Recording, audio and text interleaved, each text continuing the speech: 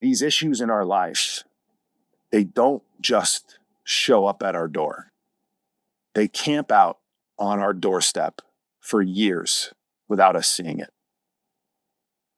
And if we just open up our eyes and see some of the patterns of our behavior, it'll be really, really clear that we have some visitors on our patios, at our doorsteps, waiting to ring the bell.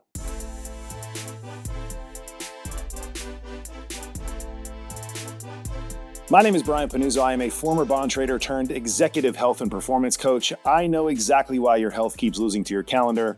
I help you build a system that fixes it for good. I know your world as a financial professional because I lived it from the inside for 20 years. If I can do it, so can you. Welcome back to the show. This is the Success Lift Podcast. Welcome to August. We are officially in the last month of the summer. I know for some of you listening, like school is starting really, really, really soon. Some of you actually even start today. I was in Georgia last month, and the house that we rented had a elementary school right around the corner. So I drove by it, several times a day, obviously. And I noticed they start school on August 3rd. Today is the day that they start school, the day that this recording drops, which is wild. Never quite understood why people go back to school so early, but I don't know. Seems to be pretty hot in August. Maybe it's because they keep them in the air conditioning. I don't really understand. But if anyone knows why certain parts of the country go back to school, like literally the first couple days of August, let me know. Because that, like, to me, always meant like summertime. Like it's in the Northeast, like it's summertime in August. In the entire month of August, you're like, hanging on to the last few days of summer, like heading into early September. And a lot of the country has already been back for almost a month. So this podcast is not about school going back. It's actually about taking advantage of this season of the year for yourself. We call it 2-weeker season in my old world. And I thought I would do what I've done before in the past and bring back an oldie but a goodie podcast episode that I tend to do on a yearly basis around this time. And why I do that is because I used to have to take this mandatory 2-week break. Okay. So the 2-weeker on Wall Street is a legendary forced break that you must be out of the office for like 10 consecutive business days. This has evolved a little bit. So if some of the rules are different, I've been out of the game for 7 years. Don't come at me. But back in my day, I sound like a dad. You would have to be out of the office for 2 straight weeks, and you couldn't communicate with the desk, with the office at all. Now, we used to sneak in some calls, sneak in some texts. I used to try to figure out if anybody needed me. I thought I was really important. I thought the world was going to fall apart without me. Spoiler alert, it did not. It actually thrived without me. But it was a forced break. And for a lot of us, forced breaks are initially really hard. Then they're amazing. Then they're really stressful because we know we have to go back to our old lives. And that was the evolution. That was the roller coaster of emotions that I had during my 2-weekers. But I also noticed other things. I noticed how I was able to start to prioritize myself a little bit. I realized that I could create some of these times during the day that I recharged myself, that I took a little bit better care of myself because I will work out even more. Now, maybe I was on a vacation. Maybe I was enjoying myself and eating, some foods that are more vacation-like, or having excess alcohol because I was just chilling and relaxing. And those are all good things. But I was also able to sleep a little bit more. I was able to read a little bit more. I was able to spend more quality time with my wife and my kids. And while none of these things are possible to completely recreate once we go back into the office in September full time, there were pieces of it that I started to realize that I could implement into my life, where I was just telling myself a story that it didn't work for whatever reason. And so these are some of the lessons that I've learned during my 2-weeker in years past. And I put them into a conversation that I've had, pretty much every year now since I started the podcast over 6 years ago. And so I thought, because the ones I've done in the past are really good, why not just replay one of those? And so this week is going to be a replay of one of the 2-weeker season podcasts. The topic is very similar every year for everyone that I work with. They go through the same things. We talk about the same things. And so this one is an oldie but a goodie, they say. What I would like you to do after listening to this podcast, if you are going on vacation in the month of August, is start to think about some of the things that you're able to do throughout that 2 weeks or that week, whatever, if you don't take a 2-weeker, like, oh, this is still applies to you, right? What are some, when you step away from the grind, from the chaos, here is the point. When you step away from the grind and the chaos, when you don't have the constant flow of like, I got to do this, I got to get to this, it's like one on top of another, and you get so being caught up in the mix, what do you notice? What are you able to do a little more of? What feels better to you when you do it? Like, slow down a little bit this August and start to realize that there are some things that make you feel better. It could be reading a little bit more, maybe spending more quality time. Maybe it's that morning walk. Maybe it's sleeping in just a little bit. Maybe it's the consistent fitness routine you're able to finally fit in because you have the time. Now, again, all of these routines, these things that you do, these days that you have of wake up and get a run in on the beach and then start to read a little bit. And then like all these things aren't necessarily replicable when you go back to the office, but you'll be able to cherry pick some of this stuff and realize that you can create more time in your day in order to do these things. And that was a big revelation for me. And so that's what I want you to take away from this podcast. Okay. If this one hits you, it's still early August. Send it to somebody else who's going on vacay. I appreciate you guys. Enjoy your vacations. Enjoy your August. If you're not on vacation, I just told my clients this last week. If you're not on vacation, this is separation season. All right. You can separate yourself, not from everybody else, from yourself. What do you normally do in August? Do you normally take your foot off the gas a little bit? Well, do you have to? Could you get after it a little bit more? Could you do some things that you normally don't do? Work is going to be slower if you're going to be in the office. Could you carve out a little bit more time for yourself? All of these things are possible. We're working on it inside of our program. If you want to hear more about it, you can always reach me at 917-709-4283 or email me at brian@thesuccesslift.com. Let's get to the 2-weeker season episode. I appreciate you being back with me. We are in the middle of August. It is the tail end of the summer. In fact, for some of you, I know summer is sort of over because your kids are back in school. My son starts high school this week. Holy moly. I feel like I'm still in high school and I have a high school aged kid. My daughter starts elementary school in like another week or so. I know the Northeast doesn't go back till after Labor Day. So for a lot of us, for all of us, summer is either over or about to be over. But this period of August tends to be when we check out the most for those of us who are still in summertime mode. And last week, I talked about separation season, and I talked about the power of and I want to do this week what I normally do in August. I'm now probably on my 3rd or 4th iteration of this topic. It's become a tradition of mine. No, it's not dry January. I don't do dumb shit. And I can't think of any other traditions right now. Football on Thanksgiving. I don't know. Things are just popping up into my head. But I do a podcast. I talk to you a little bit about what we call in the Wall Street world, the 2-weeker. And really what that means, and I don't want to go, you want to learn about the origins of the 2-weeker, go check last year's episode, July 31st, I believe it dropped, 2023. I did another one in 2022, probably sometime in August. I might even have done one in 2021. This is a theme because it was a big theme in my life, and it was a big moment for me to actually behave a different way. Now, what I will reiterate in this podcast for you, and I hope that you don't do the same thing, which is why I'm doing this episode again, is because that change in behavior was very temporary for me.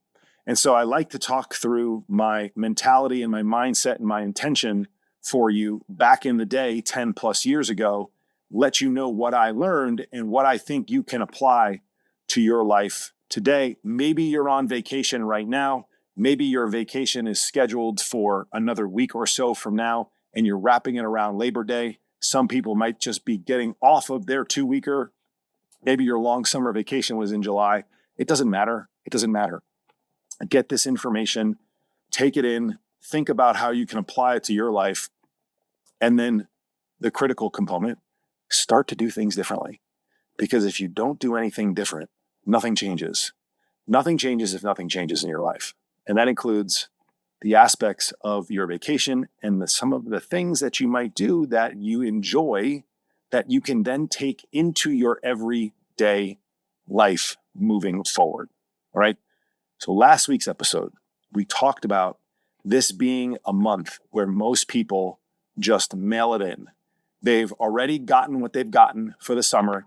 They've realized that it's not going to change in any material way. You're certainly not going to make a decision today to get into shape and look like a savage, to be in your best physical shape as Labor Day hits. It takes longer than that. It takes a whole lot longer than that. And so the tendency for a lot of people who have missed the window is to, of course, say, fuck it. Why not just enjoy the last 2 to 3 weeks of the summer? And while I will give you that there are aspects of that statement that I think are appropriate for a lot of people, I also know from personal experience that you can have incredible balance in your life and do both. And also, if you just got over yourself for a couple of minutes and just pushed yourself to a little bit of discomfort, you'd realize that this is an incredible time to actually jumpstart your life and jumpstart your fitness and jumpstart your journey to becoming the person that you say you want to. Because as soon as September hits, right after we get through that first kind of lazy day, a lazy week back from Labor Day on Monday, the second week technically of September, the first full week, maybe sometimes, I don't know, I'm not really sure how it falls this year. It's back on. Things pick up. We're almost in the fourth quarter, and it's bye-bye to the new you, because the old you comes right back, just like it does on February 1st when you pour your first drink after either a successful or unsuccessful dry January, and you end up in the same goddamn place as you are on December 31st, or right now, or whenever, insert period of time. This is what human beings do. And so I hope that you can take a slightly different approach this August, for the rest of August, and into September. And so the genesis of this topic was when I would take my mandatory 2-weeker. Again, something that we used to be mandated to do, be out of the office for 2 straight weeks. It dates all the way back, so I was told, to the manual ticket writing back in the Wall Street days, where you would hand it off, do this. It was a very manual process, and it was a lot easier to figure out if you were cooking the books, doing anything wrong, mismanaging your risk, your portfolio, the money of the firm, the capital of the firm, customer money, if you weren't there for 2 straight weeks, so they could identify patterns of behavior. I think at this point now, it's just like a rite of passage. I don't really know if there's any reason from a regulatory standpoint why you have to take 10 consecutive business days off. If anybody knows, feel free to holler at me. I'll make it up anyway. I'm going to make it up anyway next year, so it doesn't really matter. And so what would happen during this forced 2-week break is that you couldn't actually communicate. You were supposed to stay away. Now, we would always attempt to communicate. We would always stay plugged in for the first few days. But after a while, you would start to exhale. You would start to realize that life goes on without you outside the office. And this isn't just a managing of financial risk thing. This is take any job, most likely. If you step away long enough, if there are protocols inside of the business that are there so that everyday life can happen without you being there, you realize within a couple of days how unnecessary you may actually be. And that is both a glorious thing and also a little bit of an ego check. You're not as important as you've told yourself. And when I say yourself, I mean me. I was not as important as I believed I was for as long as I did. And so when I was able to step away, I obviously had more time on my hands. I had a much clearer mind. I wasn't flooding myself with the stress and the frustration and the anxiety and the commutes and this and that. I was able to do some things that I truly enjoyed doing. I've talked in the past about, I used to get back to like my athlete roots. I enjoyed working out, even when I wasn't super fit. Now, I screwed it up. I would just go for like a 30 or a 45 minute, typical corporate executive type workout. Sometimes that just included just going into the steam room. I see all you executives going for your morning workout, just jumping in the steam room, getting a good sweat in. By the way, if you think you're losing fat, burning fat by jumping in the sauna or the steam room, you are, I don't really know how to say this without offending you, you're an idiot, okay? It absolutely does zero. Your sauna and your cold plunge session back and forth does zero to burn fat. I am a huge fan of both, and I do implement both as often as I can, but understand it has 0.0 effect on the number on the scale and how your body composition looks. And you would be much, much better off applying that time, well, it's knocking my microphone down, applying that time to activities, to things that would move the needle from the perspective of looking the way you want to look, which is typically most people's number one goal. So when I would do my steam, when I would do my sauna, I would get a workout in. I would start to read a little bit more. I would spend more time with my kids. I would be a little bit calmer because I wasn't flooded every day, every hour with the constant stressors that I had. And at some point in that 2 weeks, usually around the end of the first week, I would vow to myself that there was a better way to live.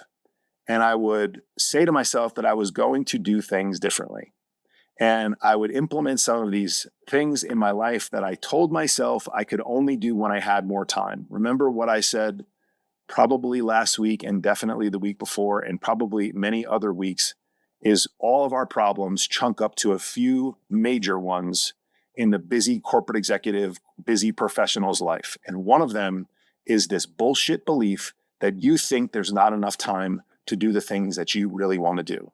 And I am here to take that belief and to absolutely punch it right in the face. And that's what I do with the people that I work with one-on-one, with the executive teams that I work with in group settings and one-on-one, and with the companies that I work with inside of High Performance Health, my company wellness program. We shatter that belief as quickly as possible because that is the one that is holding you back, along with one or two others that if you join my programs, you'll find out what they are. And so when you have more time, you do more things that you might want to do. You do more things that might feed aspects of your life, your soul, your emotions, your relationships, your whatever, your mindset. You prioritize these things. And that's the key. You now have just told yourself that there is time to prioritize it. So you actually do it. The roadblock during your everyday life is that you believe there isn't enough time, so you don't prioritize it. And that's simply cutting to the chase of the difference between the two. But what I want you to do during this quiet time, whether you are on a beach, at a pool, at a country club, away, on an island, in Europe somewhere, or at the office because you already took your big vacations and now it's other people's turns to take those vacations, but you're not as busy because the end of August just usually is a fairly slow time in most industries. You have more time. So begin to allocate that time to these things. Start to prioritize yourself. One of the first things that we do with busy executives is that we demand that they carve out time for themselves each week. Now, they may look different to different people.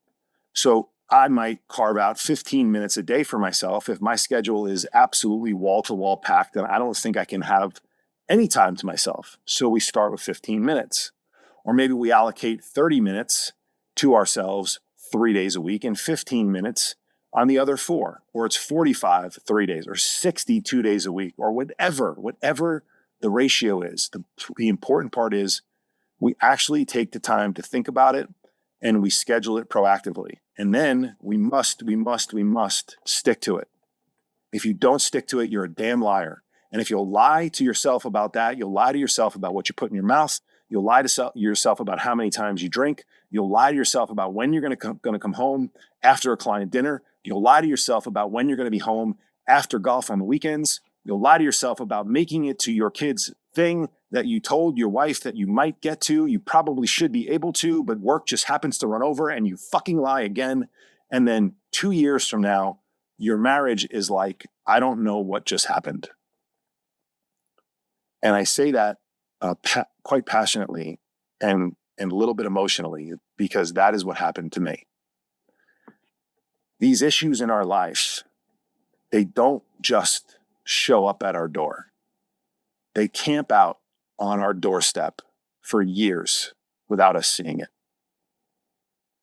And if we just open up our eyes and see some of the patterns of our behavior, it'll be really, really clear that we have some visitors on our patios, at our doorsteps, waiting to ring the bell.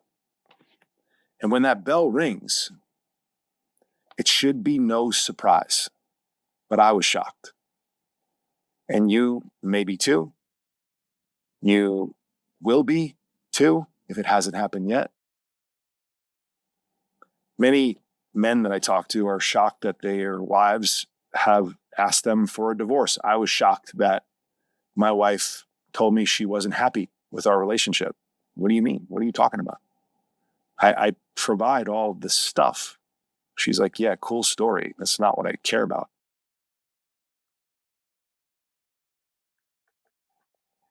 So this 2 weeks, listen, I'm not drawing a direct correlation between what you do for the rest of the summer and whether or not your marriage is going to be successful, but everything in life is correlated and connected. That these moments that we have during these periods of time, the other one that's a big one in terms of the correlation between the amount of time typically and also the busyness slowing down, to me, between Christmas and New Year stands out. Right when the holiday rush is over, then before New Year's Eve, before New Year's Day, we usually have some time. Some of us go away. Others are it's just slow. And it's also that period of rebirth, like I talked about this last week, rebirth and renewal. And so it's like we think we're supposed to think about these things. Oftentimes we have to get away from white space. Remember I talked about white space recently in podcast. When we step away from the busyness of the business, of our careers, we start to think differently. So what I challenge you to do over the course of the next several weeks is to not only think differently and begin to act differently, but to understand the impact that some of these things might have on your life. And if you do find yourself in a space where you're like, this isn't so bad. I'm prioritizing myself. I'm connecting with my kids more. I'm spending more quality time with my spouse. I'm in a little bit more control of my schedule, or I'm in total control of my schedule. I'm reading more. I'm walking more. I'm cooking more of my own food. And so I'm feeling a little bit better. Yeah, maybe my alcohol is up a little bit because I'm on vacation. And so I am consuming, a few drinks a day type of thing. This next few weeks is not about perfection. This next few weeks is about you separating yourself, like I said last week, from the person you were on August 11th or August 1st or January 3rd or whatever it may be. Can you start to do things that take you to another level, just ever so slightly? Ever so slightly. But then most importantly, can you devise a plan that allows you to continue to do this when you go back into the office? Because what will happen is that you will get caught up in getting caught up, and then it'll get real busy, and then it'll be mid-September, and then the fourth quarter will hit, and then it'll be the rush before the holidays, and then it'll be the holidays, and all of a sudden you'll be doing fucking dry January again because you just decimated your liver for 45 straight days.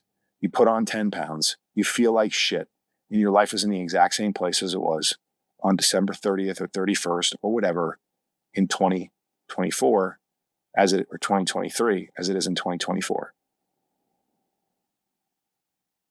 And I desperately want you to get out of this cycle and do something different. And the next several weeks, during 2-weeker season, during vacation season, could be that opportunity for you. You could have an incredible amount of balance in your life. It could be a blueprint for how you live your life. Yes, it'll be absolutely different. You'll be in an office every day, but you'll have a blueprint for balance. You may wake up and get some physical fitness in. You may take a couple of long walks. You may eat a bit healthier because you're not rushed grabbing things. You may cook some of your own meals for breakfast and lunch. You may have healthier snacks because you're at home or you're at a beautiful resort. Then you may enjoy a couple of cocktails with a great dinner, which might look like what you do a couple nights a week out at a client dinner. But you may understand that you don't want to go completely off the rails, and so you order a steak and vegetables, and you just split a dessert, and you don't go ham on all the sides. Or you order some like fresh fish because you're in a tropical location and it's relatively low calorie, and oh my God, I couldn't believe real food could actually taste pretty good. And you have a couple of drinks, but you want to get up early again because you know getting up early and getting your day started has been so powerful for you. So you go to bed early and you don't have those last 2 or 3 drinks after 10 p.m. And all of a sudden you have this really cool blueprint for how to live your life. And while you may not wake up on a beach or be going to the beach club or be going to your country club 3 or 4 days a week in October, you now have a blueprint for what to do. Because if you can do it once, you can do it any other time. And sometimes doing it when it actually is perfectly set up can help because you can build repetitions. You can build a belief that it's possible. But the problem is you go tell yourself that the only reason you were able to do it was because you were on vacation or work was slow. And that is bullshit. You were able to do it because you prioritized it and you stuck to it. And you scheduled it before. And so when you prioritize it, you schedule it, and you stick to it, magical things can happen in your life over time. Have a great vacation. If this one moved you, if this one, you found helpful information in this one, share it with somebody else who's on vacation. I'll talk to you guys soon. See you next week.